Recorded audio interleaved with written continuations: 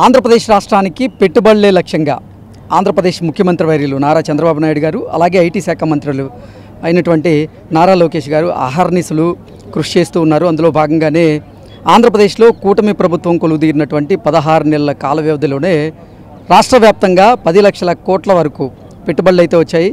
అందులో భాగంగా కొన్ని కార్పొరేట్ సంస్థలు ఇప్పటికే ఆంధ్రప్రదేశ్ ప్రభుత్వంతో ఒప్పందాలు అయితే కుదుర్చుకుంటూ ఉన్నాయి.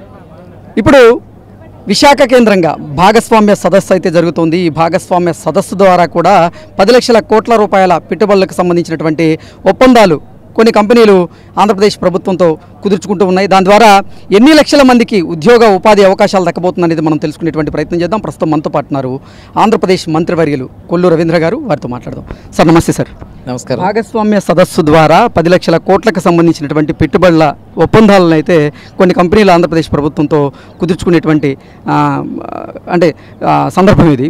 సో ఈ సందర్భంగా అసలు ఎన్ని లక్షల మందికి ఉద్యోగ ఉపాధి అవకాశాలు దక్కబోతున్నాయి అంటే ఏం చెప్తారు సార్? డెఫినెట్గా ఈరోజు సిఐఐ అలాగే ఆంధ్రప్రదేశ్ రాష్ట్ర ప్రభుత్వం కలిసి సంయుక్తంగా నిర్వహిస్తున్నటువంటి పార్ట్నర్షిప్ సమ్మిట్ 2025లో ఈరోజు పెద్ద ఎత్తున దేశ విదేశాల నుంచి కూడా దాదాపు 40 దేశాల నుంచి ప్రతినిధులు వచ్చారు. దగ్గర 200 మంది పైన ప్రతినిధులు బయట నుంచి రావడమే కాకుండా భారతదేశంలో ఉన్నటువంటి ప్రముఖ సంస్థలన్నీ కూడా ఈ సదస్సులో భాగస్వాములు అనేది నిజంగా అభినందనీయం. గౌరవ ముఖ్యమంత్రి చంద్రబాబు నాయుడు గారు ఇనిషియేటివ్ మనందరికీ తెలిసిందే. ఒక విజన్ ఉన్న నాయకుడు. గతంలో కూడా 14-19లో కూడా మనం ఇక్కడ సమ్మిట్స్ కండక్ట్ చేసుకున్నాం. పెద్ద ఎత్తున ఇన్వెస్ట్మెంట్స్ వచ్చినాయి.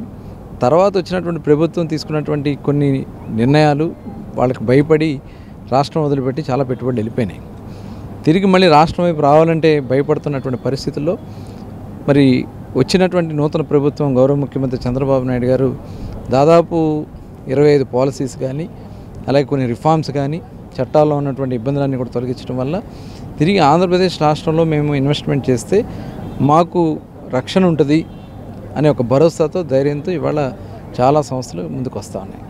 ఇప్పటికే దాదాపు 10 లక్షల కోట్ల రూపాయల పెట్టుబడులతో ఆంధ్ర రాష్ట్రంలో డెవలప్మెంట్ చాలా శరవేగంతో వెళ్తూ ఉంది. ఈ సమ్మిట్లో కూడా దగ్గర ఒక 10 లక్షల కోట్ల నుంచి 15 లక్షల కోట్ల రూపాయల ఇన్వెస్ట్మెంట్స్ రాబోతూ ఉన్నాయి. మరి నిన్న ఒక్కరోజు దగ్గర 3 లక్షల కోట్ల రూపాయలు నిన్న సమ్మిట్ స్టార్ట్ అవ్వకముందే స్టార్ట్ అవ్వడం, అలాగే నిన్న ఒక ఐటీ సంస్థకు కూడా గౌరవ లోకేష్ గారు ఇక్కడ శంకుస్థాపన చేయటం, ఇవన్నీ కూడా ఎందుకంటే రాష్ట్రంలో ఉన్నటువంటి వనరుల్ని ఇక్కడ ఉన్నటువంటి అవకాశాలని ప్రజలకి ఇక్కడ రేపు రాబోయే కాలం భవిష్యత్తు గురించి కానీ అహర్నిశలో కష్టపడుతూ ముఖ్యమంత్రి గారు చేసినటువంటి ప్రయత్నం ఒక బ్రాండ్ అంబాసిడర్గా ఆయన వాళ్ళు ఆకర్షిస్తూ ఉన్నారు. ముందు నారా చంద్రబాబు గారి నోటి వెంబట ఈజ్ ఆఫ్ డూయింగ్ అనేటువంటి పదం ఎక్కువగా విన్నాం. కానీ ఈ మధ్యకాలంలో స్పీడ్ ఆఫ్ డూయింగ్ అంటున్నారు. ఆ ఫలితాలు కూడా ఆ రకంగానే కనపడుతున్నాయి. ఎలా చూడాలి సార్? అదే అందుకనే ఈజ్ ఆఫ్ డూయింగ్ బిజినెస్ అంటే ఇక్కడ ఉన్నటువంటి వనరులు. ఇప్పుడు స్పీడ్ ఆఫ్ డూయింగ్ బిజినెస్ అంటే పర్మిషన్స్. ఇవాళ ఎవరైనా ఒక సంస్థ పెట్టుకోవాలని చెప్పి వచ్చి ఎంఓఏ చూసిన మొదటి రోజు నుంచి మా వాళ్ళే దగ్గరుండి డిపార్ట్మెంట్ కానీ అందరూ కూడా వెనకబడి వాళ్ళకి పర్మిషన్స్ ఇప్పించడం.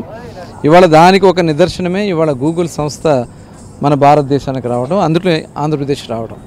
ఎందుకంటే అమెరికా తర్వాత అతిపెద్ద క్యాంపస్ను కూడా వాళ్ళు ఇక్కడ గూగుల్ సంస్థ దగ్గర ఒక్కొక్క 14-15 బిలియన్ డాలర్స్ ఇన్వెస్ట్మెంట్తో వాళ్ళు ఇక్కడ రాబోతూ ఉన్నారు. అట్లాగే ఆర్సెలర్ మిట్టల్ కానీ ఇవాళ బల్డ్రగ్ పార్క్ కానీ అట్లాగే రాయలసీమ ఏరియాలో డ్రోన్ కానీ అట్లాగే ఏరోస్పేస్ కానీ అలాగే శాటిలైట్ కానీ ఇవన్నీ కూడా రాబోతున్నటువంటి పరిస్థితి చూస్తూ ఉంటే డెఫినెట్గా ఒక అమరావతిలో క్వాంటమ్ వ్యాలీ కానీ ఇవన్నీ కూడా ఆంధ్రప్రదేశ్ రాష్ట్ర ముఖ చిత్రాన్ని మార్చబోతున్నాయి. ఇవన్నీ కూడా ప్రజలకి రేపు రాబోయే కాలంలో ఉద్యోగ ఉపాధి అవకాశాలు కల్పించాలి, 20 లక్షల మంది ఎంప్లాయ్మెంట్ క్రియేట్ చేయాలనే లక్ష్యంతో ఇవాళ గౌరవ ముఖ్యమంత్రి చంద్రబాబు నాయుడు గారు, యువ నాయకుడు నారా లోకేష్ గారు ఇవాళ ఇంత పెద్ద ఎత్తున ఇన్వెస్ట్మెంట్లు తీసుకురావడంలో భాగస్వాములు అయ్యారు. మనస్ఫూర్తిగా వాళ్ళని అభినందనలు తెలియజేస్తా ఉన్నాను. ఓకే, రాబోయేటువంటి రోజుల్లో విశాఖ నగరాన్ని ఆర్టిఫిషియల్ ఇంటెలిజెన్స్ నగరంగా తీర్చిదిద్దుతాము అంటూ నారా లోకేష్ గారు, చంద్రబాబు గారు ఇద్దరు చెప్తూ ఉన్నారు. ఆ రకంగానే ఈరోజు ఫలితాలు కనపడుతూ ఉన్నాయి. అదే ఇవాళ ఇక్కడ ఉన్నటువంటి అవకాశాలు, వనరులు, ఎందుకంటే ఐటీకి చాలా ప్రాధాన్యత ఉంది. అలాగే ఇవాళ ఏదైతే ఆర్టిఫిషియల్ ఇంటెలిజెన్స్కి సంబంధించి కూడా ఇవాళ ఇక్కడ రాబోతున్నటువంటి డేటా సెంటర్ ఏదైతే ఇక్కడి నుంచి దాదాపు 13 దేశాలకి కనెక్టివిటీ కేబుల్ ఇక్కడి నుంచి సీ ద్వారా కేబుల్ వెళ్ళబోతుంది. ఇదంతా కూడా రేపు ఇక్కడ అనేక మందికి ఎంప్లాయ్మెంట్ క్రియేట్ చేయడానికి అవకాశం వస్తుంది. అలాగే రీసెర్చ్ చేయడానికి కూడా ఎక్కువ అవకాశాలు వస్తున్నాయి. ఇప్పటికే వాళ్ళు దగ్గర 2 గిగావాట్కి సంబంధించినటువంటి వాళ్ళు ఏర్పాటు చేయబోతున్నారు. మిగతా సంస్థలు ఏదైనా కానీ ఇక్కడ రాబోయే కాలంలో ఒక 5 గిగావాట్కి సంబంధించినటువంటి డేటా సెంటర్ని ఇక్కడ ఏర్పాటు చేయబోతుంది అనేది నిజంగా ప్రపంచంలో ఏ దేశానికి లేనటువంటి అతిపెద్ద డేటా సెంటర్ విశాఖపట్నం కాబోతోంది. ఇది ఒక భారతదేశానికే కాదు ప్రపంచాన్ని ఆకర్షించే విధంగా విశాఖపట్నం ఇవాళ నిలబడుతోంది. సార్, చంద్రబాబు గారి నాయకత్వంలో ఆంధ్రప్రదేశ్ రాష్ట్రం అన్ని రంగాల్లో అభివృద్ధి బాటలో దూసుకువెళ్తూ ఉంది. పెట్టుబడిదారులు కూడా ఇప్పుడు ఆంధ్రప్రదేశ్ వైపు చూస్తూ ఉన్నారు, పెట్టుబడులు పెడుతూ ఉన్నారు. అయితే దీని మీద కూడా వైకాపా ఇప్పుడు విమర్శలు చేస్తూ ఉంది. ప్రజాధనాన్ని కార్పొరేట్ సంస్థలకి కట్టబెడుతున్నారు అంటూ కూడా వారు ఆరోపణలు విమర్శలు చేస్తూ ఉన్నారు కూటమి ప్రభుత్వం మీద. దీన్ని ఎలా చూడాలంటారు సార్? ఎందుకంటే గతంలో కూడా గౌరవ ముఖ్యమంత్రి గారు 96-97 సంవత్సరంలో ఆ రోజున ముఖ్యమంత్రిగా ఆయన బాధ్యతలు తీసుకున్న తర్వాత ఆయన ఒక భవిష్యత్ ఆలోచించి విజన్ 2020 అనే ఒక డాక్యుమెంట్ రిలీజ్ చేయడం జరిగింది. దానిలో ఆ రోజున ఐటీకి ఉన్నటువంటి ప్రాధాన్యత తెలియజేసి ఆ రోజు మైక్రోసాఫ్ట్ సంస్థను తీసుకురావడం జరిగింది. మైక్రోసాఫ్ట్ సంస్థ వచ్చిన తర్వాత హైదరాబాద్ యొక్క ముఖ చిత్రం 20 సంవత్సరాల తర్వాత ఏ రకంగా మారిందో మనం చూసాం. మన కళ్ళ ముందే జరుగుతూ ఉంది.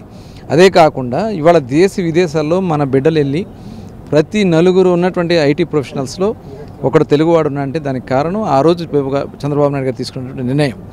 అది మనకు అక్షరాలా కనబడుతుంది. ఇవాళ మనం తీసుకున్నటువంటి ఈ ఆంధ్ర రాష్ట్రంలో ఇవాళ రాబోయే భవిష్యత్ తరాలకి ఈ సంస్థలన్నీ కూడా అటు ఎంప్లాయ్మెంట్ క్రియేట్ చేస్తాయి. అలాగే ప్రతి ఇంటి నుంచి ఒక ఎంటర్ప్రైనర్ తయారు చేయాలనే లక్ష్యంతో ఇవాళ ప్రభుత్వం కూడా ఎంఎస్ఎంఈ స్కీమ్స్ కానీ ఇవన్నీ కూడా చేస్తున్నాం. డెఫినెట్గా ఆంధ్రప్రదేశ్ రాష్ట్ర ముఖ చిత్రాన్నే మార్చబోతా ఉంది ఈ ఇన్వెస్ట్మెంట్ మీట్ ద్వారా అని చెప్పి ఖచ్చితంగా తెలియజేస్తాం.